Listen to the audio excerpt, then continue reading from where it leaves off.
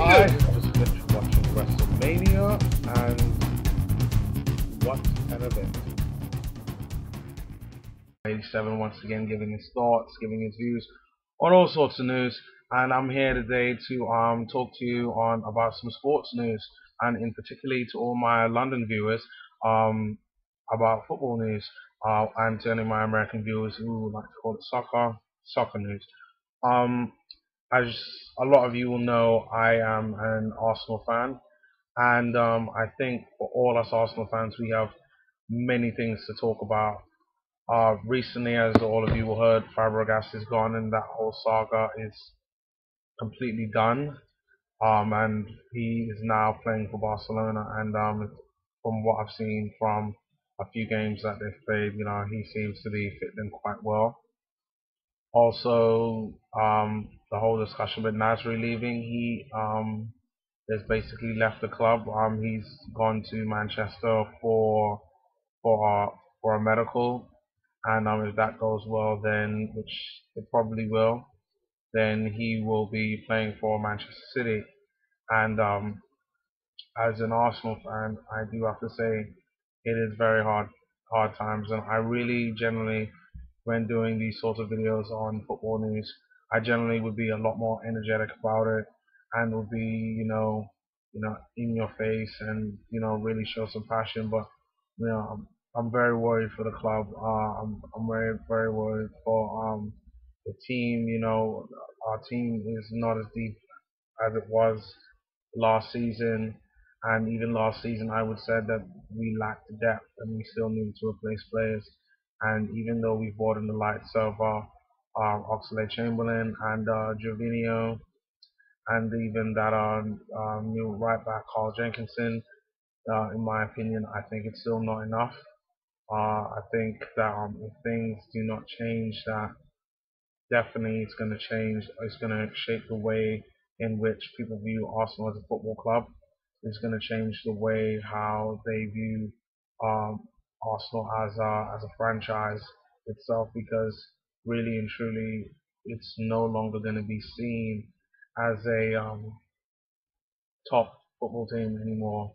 And in my opinion, I think this is the season that we will finish outside the top four. And I don't like to be negative about a lot of things, but this transfer window, I mean, we've got I think it's about what, about a week left until the 31st, and there's still talks on bringing in more talent, or then that's all there is. There's still rumors.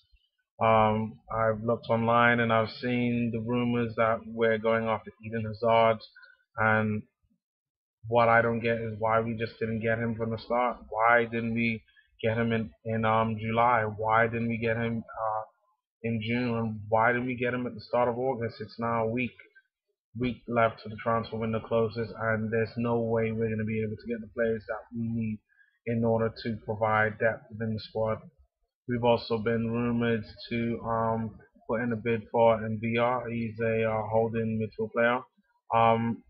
I've never really seen him play on TV before. The only thing I know about him is through video games, and I know right now he's captain of the team that he plays for in France. And even though I think he is a good holding midfield player, the chances of him coming to the club this late in the transfer window to allow his team to either try to replace him is a bit too late. And I don't think it's going to work then. I think Arsene Wenger is going to get the sack. I really do think that we are in red alert with a lot of Arsenalers, and I'm sorry to any Arsenal fans that are watching this and thinking, oh, I'm being really bored about this, but it's such a serious thing that like it's a no joke thing. So I decided that in this video I would try to do some research, maybe see which clubs are looking to basically flog off or get rid of certain players, and I've basically come up with a list, or a list was basically done for me on goal.com. So as ever, and this list was by someone by the name of KS Leong on Goal.com, and his analysis basically is like this. First, there's Diego from Wolfsburg. He also said to be wanting to leave. He's had a falling out with his club.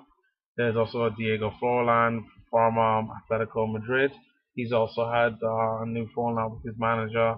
There's also Luka Modric from Tottenham, Ricardo Montolivo from Fiorentina, obviously Samir Nasri, Fabio Quagliarella from Juventus, Wesley Schneider, and Carlos Tevez. Now, obviously, let's just cross out some of the ones I can honestly say that I see no way of them even coming to Arsenal. Samir Nasri, you know he's gone. Uh, Diego Forlan, definitely not. He's 32 years old. I think he's far too old to be coming to Arsenal. I think maybe if this was maybe 4 or 5 years ago, it would have been a different story, but definitely not now. Luka Modric, no. And definitely no to Carlos Tevez, and no to Wesley Sneijder because it seems as though Man United will want to go after him themselves, and I don't see Arsenal willing to pay the wage bill in order to bring that sort of player to the club.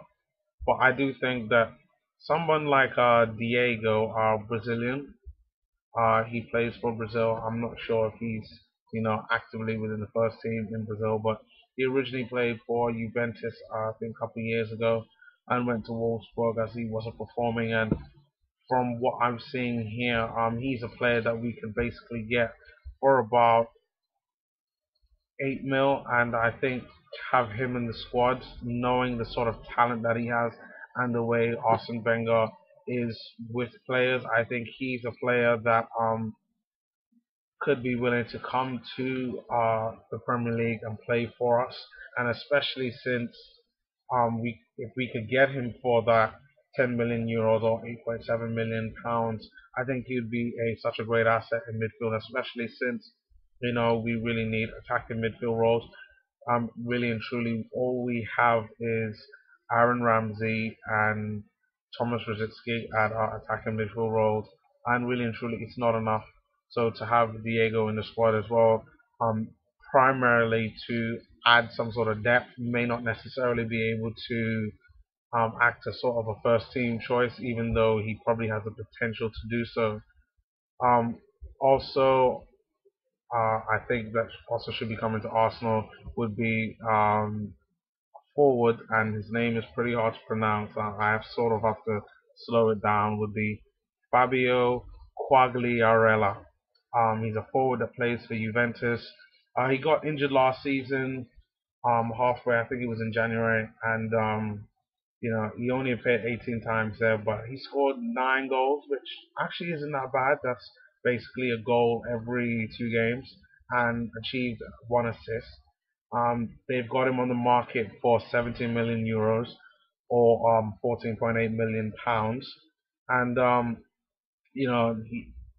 once again, Arsenal need depth, and we need to have this depth in the squad, and we don't, apart from Bentner, who's also supposed to be going to, I think, Sporting Lisbon or Wolfsburg or some German club.